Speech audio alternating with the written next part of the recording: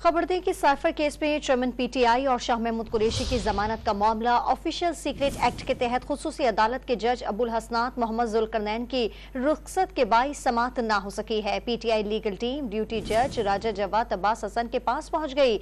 जमानत की दरखास्त सुनने की दरखास्त दायर कर दी। तफसील जानते हैं डॉन न्यूज़ के नुमाइंदे उमर बर्नी से। उमर बर्नी, आगाह कीजिएगा।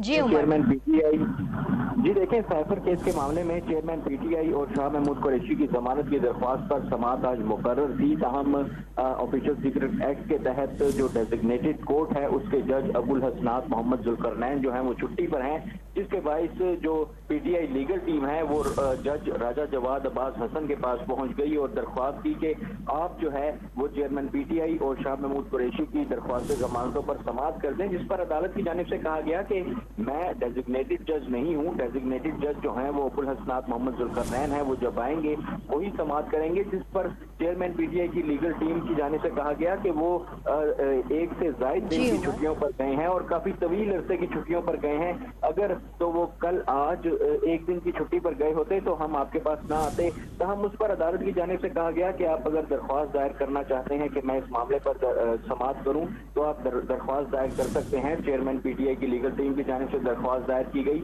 अब 12 बजे तक जो है वो इसमें वक्फा किया गया है। 12 बजे उस दरख्वास्त पर दलाइल तलब किए गए हैं कि आया ठीक है। समाअत में 12 बजे तक का वक्फा लिया गया है। तफसीलात बताए थे उमर बर्नी, आपका बहुत शुक्रिया।